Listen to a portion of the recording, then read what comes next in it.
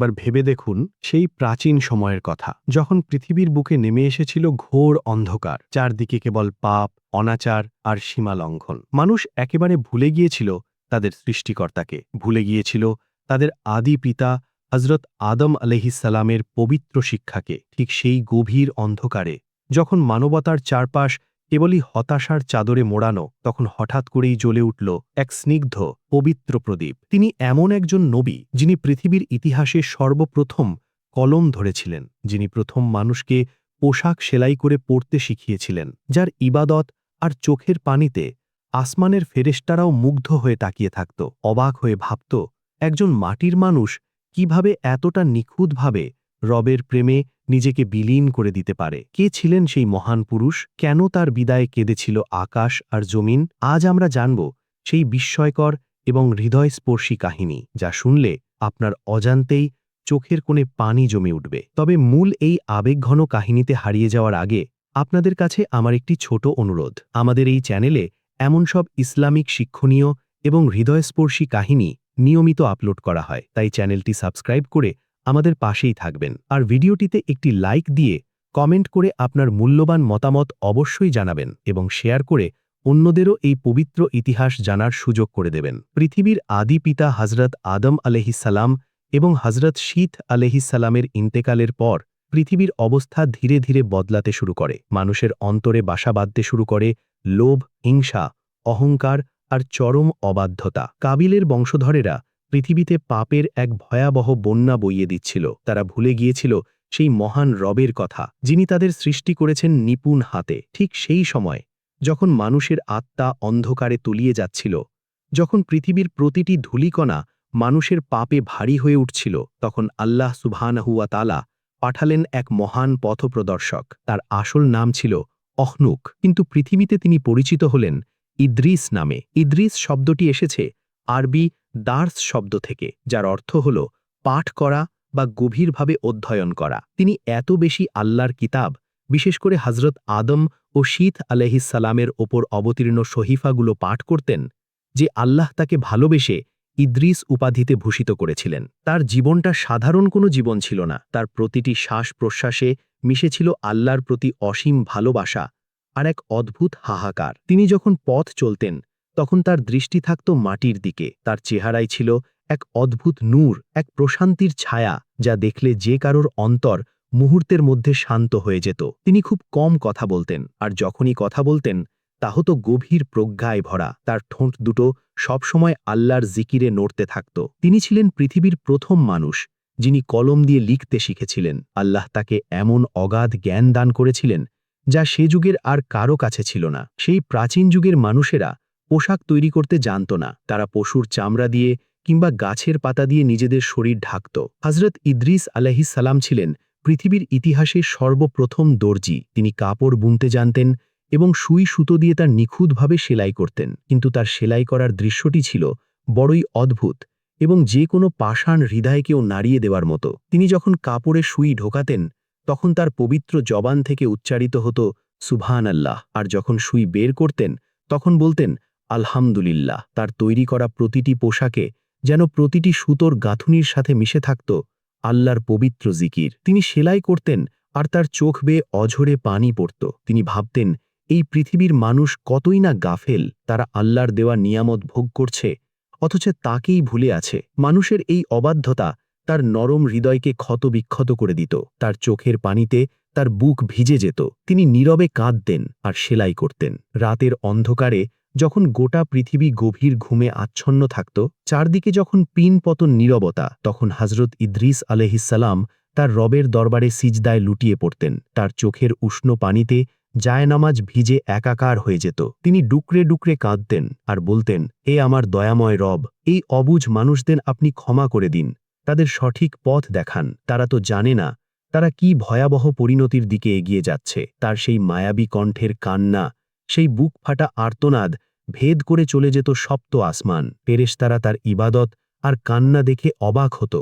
তারা নিজেদের মধ্যে বলাবলি করত, পৃথিবীর বুকে মাটির তৈরি একজন মানুষ কিভাবে এতটা নিখুঁতভাবে, এতটা আবেগ নিয়ে রবের ইবাদত করতে পারে। আল্লাহ সুবহানাহু ওয়া তাআলা তাকে নবুয়তের মহান দায়িত্ব দিলেন। তাকে নির্দেশ দেওয়া হলো সেই বিপদগামী পথহারা মানুষদের আলোর পথে ফিরিয়ে আনার। তিনি মানুষের দ্বারে দ্বারে যেতে লাগলেন। অত্যন্ত নরম, মায়াবী ও দরদি কণ্ঠে তিনি মানুষকে আল্লাহর একত্ববাদের দাওয়াত দিতেন। তিনি মানুষের সামনে দাঁড়িয়ে অশ্রুস্রিত চোখে বলতেন, হে আমার প্রিয় ভাইয়েরা, তোমরা ফিরে এসো সেই মহান সৃষ্টার দিকে। এই ক্ষণস্থায়ী পৃথিবীর মায়া তোমাদের ধোকায় ফেলে দিয়েছে। আখেরাতের সেই অনন্ত জীবনের কথা একবার স্মরণ করো, যেখানে আল্লাহর সামনে আমাদের দাঁড়াতে হবে। তার কথাগুলো এতই মধুর এবং হৃদয়গ্রাহী ছিল যে যারা একবার তার কথা শুনত তারা মন্ত্রমুগ্ধের মতো দাঁড়িয়ে থাকত। কিন্তু তবুও কাবিলের অবাধ্য বংশধরেরা, যাদের অন্তর মোহরে শিল গালা হয়ে গিয়েছিল, তারা তার কথায় কর্ণপাত করল না। তারা তাকে নিয়ে চরম উপহাস করতে লাগল,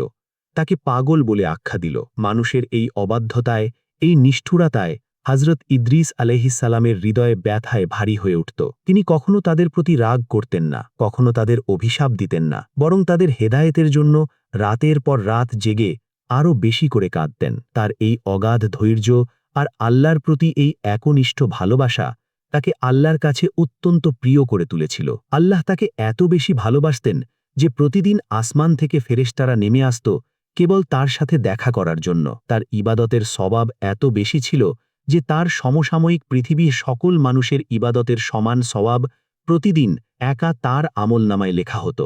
দিনের বেলা তিনি রোজা রাখতেন আর সারা রাত জেগে ইবাদত করতেন। তার জীবন ছিল এক জীবন্ত মোমবাতির মতো, যা নিজে গলে গলে চারপাশকে আলোকিত করে যাচ্ছিল। তিনি তার অল্প কিছু অনুসারীদের নিয়ে একটা সুন্দর, পবিত্র সমাজ গড়ার চেষ্টা করতে লাগলেন। তিনি তাদের শিখিয়েছিলেন কিভাবে ন্যায় বিচারের সাথে জীবন যাপন করতে হয়, কিভাবে একে অপরের প্রতি সদয় ও সহানুভূতিশীল হতে হয়। তিনি তাদের জ্যোতির্বিজ্ঞান শিখিয়েছিলেন, গ্রহ নক্ষত্রের হিসাব শিখিয়েছিলেন। পৃথিবীর বুকে জ্ঞান বিজ্ঞানের যে বিশাল দ্বার, তা সর্বপ্রথম তিনিই উন্মুক্ত করেছিলেন।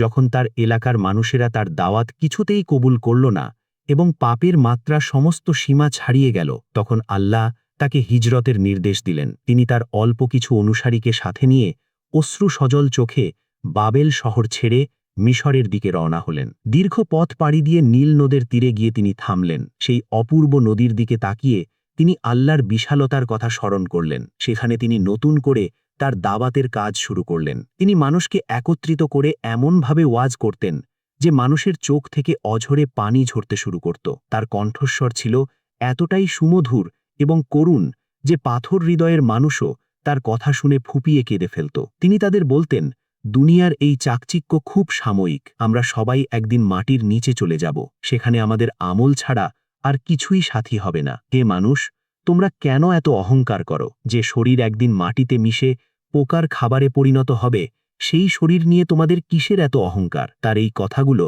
মানুষের অন্তরে তীরের মতো বিঁধত। হযরত ইদ্রিস আলাইহিসসালামের জীবনের আরেকটি বিস্ময়কর দিক ছিল তার চরম নিঃস্বার্থ হওয়া। তিনি দিনভর হাড় ভাঙা পরিশ্রম করে যে পোশাক তৈরি করতেন, তা বিক্রি করে যে সামান্য অর্থ পেতেন, তা দিয়ে তিনি তার নিজের এবং তার অনুসারীদের খাবার জোগাড় করতেন। তিনি কখনো দুনিয়ার কোনো সম্পদ জমা করেননি। তার ঘর ছিল একেবারে সাধারণ, তার বিছানা ছিল খেজুর পাতার তৈরি, কিন্তু সেই সাধারণ ঘরে শুয়েই তিনি আসমানের ফেরেশতাদের সাথে কথা বলতেন। তার চরিত্রের মাধুর্য আর ইবাদতের একাগ্রতা দেখে মৃত্যুর ফেরেশতা আজরাইল আলাইহিসসালামও তার প্রতি মুগ্ধ হয়ে দিয়েছিলেন। আজরাইল আলাইহিসসালাম আল্লাহর কাছে অনুমতি চাইলেন, হে আল্লাহ, আপনার এই প্রিয় বান্দার সাথে আমি দেখা করতে চাই, তার সাথে বন্ধুত্ব করতে চাই। আল্লাহ তাকে অনুমতি দিলেন। মানুষের রূপ ধারণ করে আজরাইল আলাইহিসসালাম এলেন হযরত ইদ্রিস আলাইহিসসালামের কাছে। শুরু হল দুই ভিন্ন জগতের দুই মহান সত্তার এক অদ্ভুত সুন্দর বন্ধুত্ব। আজরাইল আলাইহিসসালাম যখন মানুষের রূপ ধারণ করে পৃথিবীতে এলেন, তখন হযরত ইদ্রিস আলাইহিসসালাম তাকে একজন সাধারণ মুসাফির মনে করে অত্যন্ত সম্মান আর আদরের সাথে নিজের মেহমান হিসেবে গ্রহণ করলেন। তাদের দুজনের দিনগুলো কাটতে লাগল এক অদ্ভুত পবিত্র আবহে। হযরত ইদ্রিস আলাইহিসসালাম সারা দিন রোজা রাখতেন আর রাতের অন্ধকারে একাকী তার রবের ইবাদতে নিমগ্ন থাকতেন। ইফতারের সময় তিনি নিজে যে সামান্য খাবার গ্রহণ করতেন, তার মেহমানের সামনেও অত্যন্ত যত্নের সাথে সেই খাবার এগিয়ে দিতেন, কিন্তু মেহমান সেই খাবার স্পর্শও করতেন না। তিনি অত্যন্ত বিনয়ের সাথে বলতেন, আমার কোনো খাদ্যের প্রয়োজন নেই, আমার ক্ষুধা নেই। ইদ্রিস আলাইহিসসালাম অবাক হতেন, কিন্তু মেহমানকে কোনো জোরাজোরি করতেন না। রাতের পর রাত এভাবে কেটে যাচ্ছিল। ইদ্রিস আলাইহিসসালাম খুব নিবিড়ভাবে লক্ষ্য করলেন তার এই মেহমান সারা রাত একটুও ঘুমান না। একজন সাধারণ মানুষ যখন সারাদিন রোজা রাখে তখন রাতের বেলায় তার শরীরে চরম ক্লান্তি নেমে আসার কথা, কিন্তু এই মেহমানের চোখে কোনো ক্লান্তি নেই, কোনো ঘুম নেই।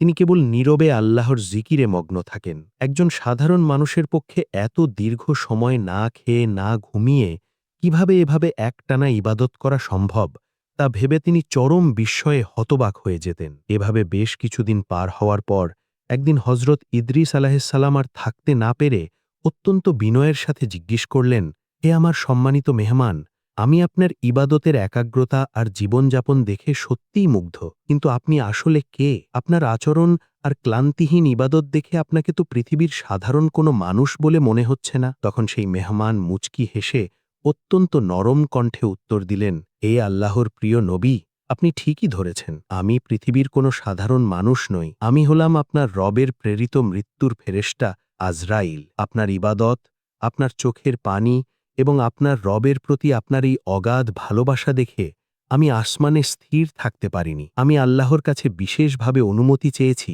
কেবল আপনার সাথে দেখা করার জন্য, আপনার সাথে বন্ধুত্ব করার জন্য। এই কথা শোনার পর হজরত ইদ্রিস আলাইহিসসালাম বিন্দুমাত্র ভয় পেলেন না। মৃত্যু ভয়ে তার শরীর একটুও কেঁপে উঠল না, বরং তার চোখ দুটো এক অদ্ভুত আনন্দে চকচক করে উঠল। তিনি অত্যন্ত আবেগ ভরা কণ্ঠে বললেন, হে আমার পরম বন্ধু, তুমি যখন মৃত্যুর ফেরেশতা, তখন তোমার কাছে আমার একটি বিশেষ আবদার আছে। আমি জানি না তুমি আমার এই আবদার রাখবে কিনা। আজরাইল আলাইহিসসালাম বললেন, হে আল্লাহর সম্মানিত নবী, আপনি নির্দ্বিধায় বলুন।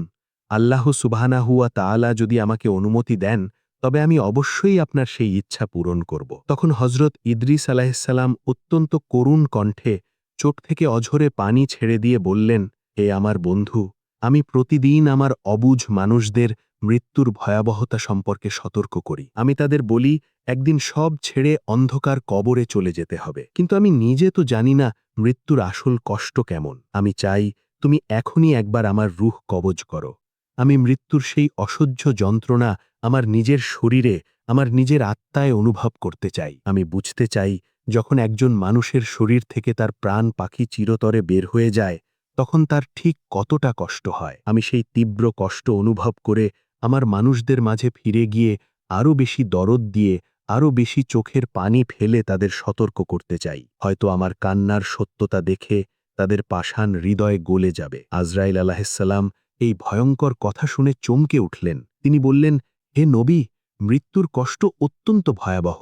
আল্লাহ ছাড়া কেউ এই কষ্ট লাঘব করতে পারে না। আপনি কেন এই নিদারুণ কষ্ট স্বেচ্ছায় বরণ করতে চাইছেন? কিন্তু ইদ্রিস আলাইহিসসালাম তার সিদ্ধান্তে একেবারে অটল রইলেন। অবশেষে আল্লাহর নির্দেশে আজরাইল আলাইহিসসালাম হজরত ইদ্রিস আলাইহিসসালামের রূহ কবজ করলেন। মুহূর্তের মধ্যে এক অবর্ণনীয় তীব্র যন্ত্রণায় তার শরীর নীল হয়ে গেল। তিনি মৃত্যুর সেই ভয়ঙ্কর স্বাদ গ্রহণ করে নিথর হয়ে মাটিতে লুটিয়ে পড়লেন। এরপর আল্লাহর অসীম দয়ায় ও হুকুমে আবার তার দেহে প্রাণ ফিরে এলো। প্রাণ ফিরে পাওয়ার পর হজরত ইদ্রিস আলাইহিসসালাম হাউমাউ করে কেঁদে উঠলেন। তার কান্নার আওয়াজে চারপাশের পরিবেশ ভারী হয়ে উঠল।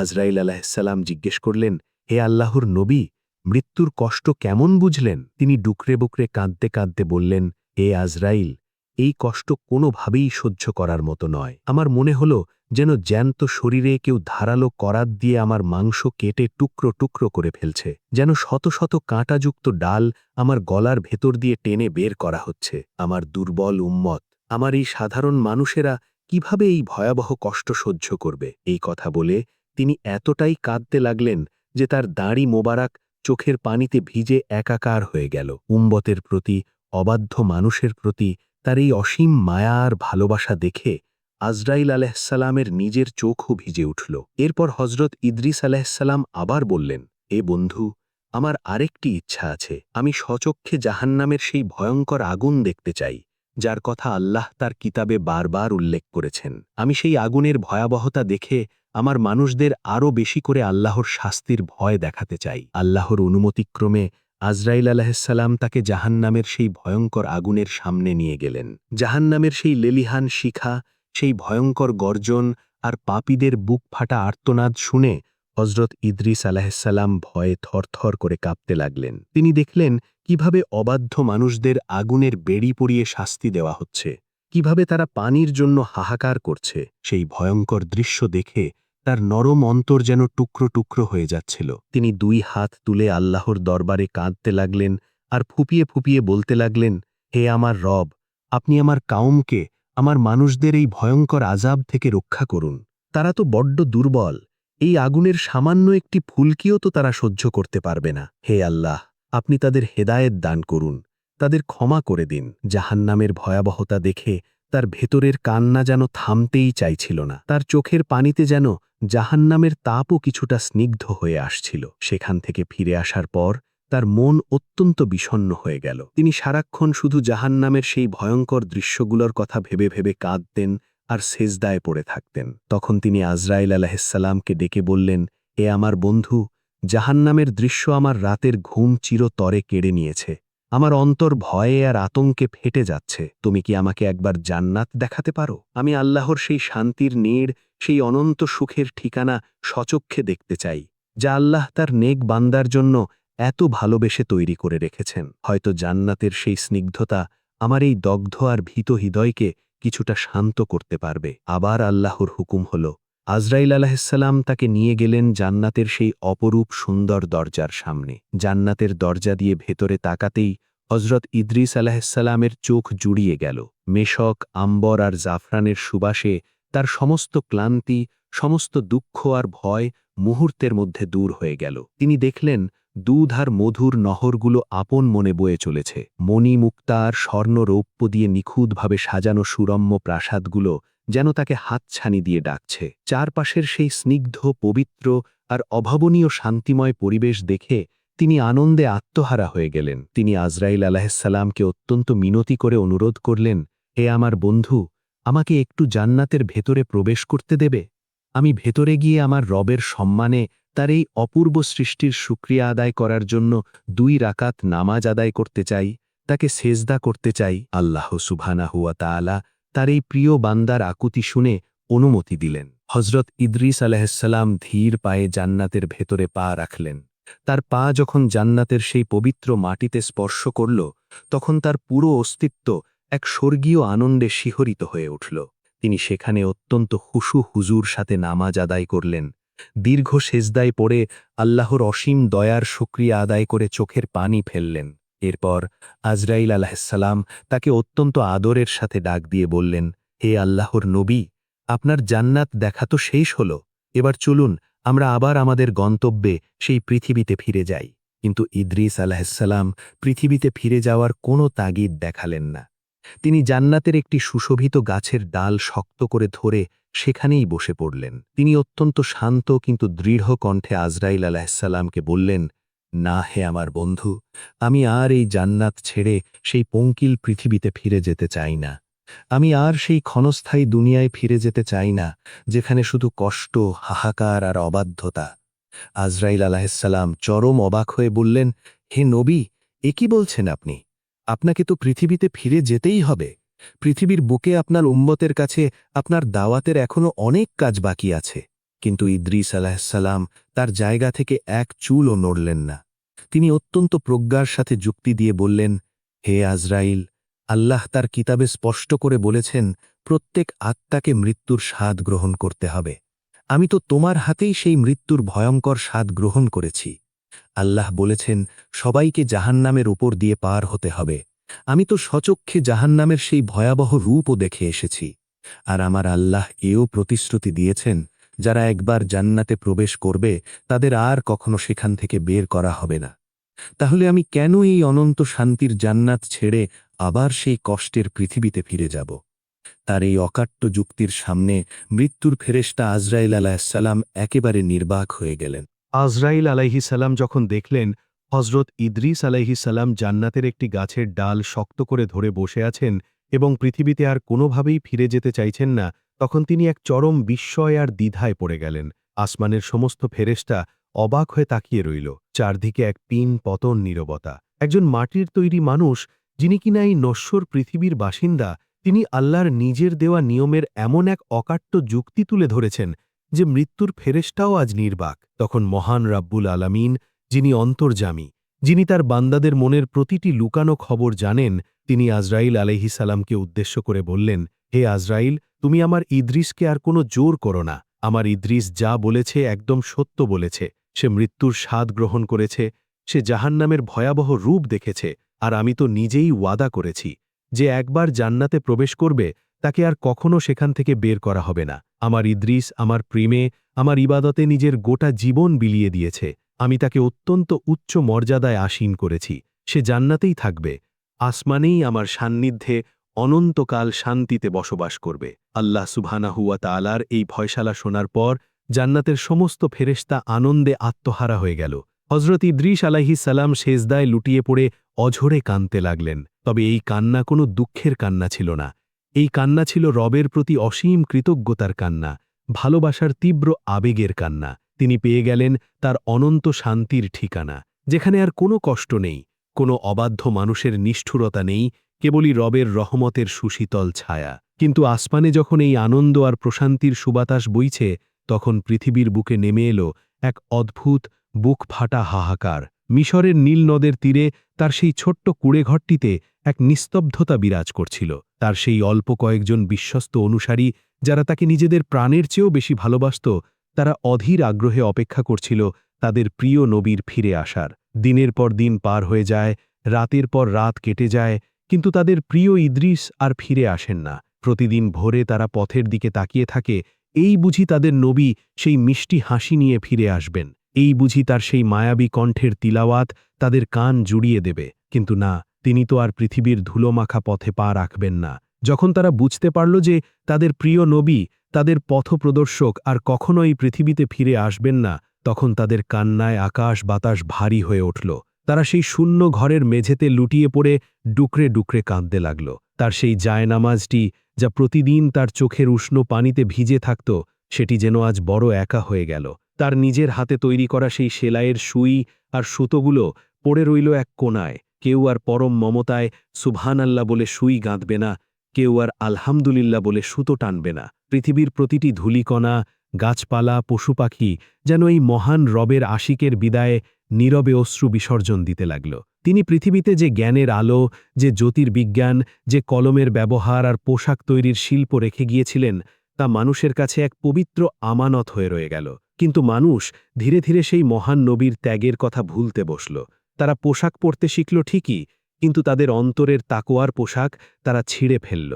তারা কলম দিয়ে লিখতে শিখল ঠিকই, কিন্তু সেই কলম দিয়ে রবের মহিমা লেখার বদলে তারা দুনিয়ার মোহে ডুবে গেল। আমার প্রিয় ভাইয়েরা এবং বোনেরা, আজ এই মহান নবীর কাহিনী বলতে গিয়ে আমার নিজের গলা ধরে আসছে, আমার চোখ ফেটে পানি বেরিয়ে আসছে, বুকটা যেন এক অজানা ব্যথায় হু হু করে কাঁদছে। আমরা আজ কি করছি? একটু নিজেদের দিকে তাকিয়ে দেখুন। আমরা এই 2 দিনের দুনিয়ার মোহে পড়ে টাকা পয়সা, বাড়ি গাড়ি আর মিথ্যা অহংকারের পেছনে ছুটে আমাদের আসল ঠিকানাকে পুরোপুরি ভুলে গেছি। হযরত ইদ্রিস আলাইহিস সালাম তো একজন নবী হয়েও মৃত্যুর যন্ত্রণায় ছটফট করেছিলেন, জাহান্নামের আগুন দেখে ভয়ে থরথর করে কেঁপে উঠেছিলেন।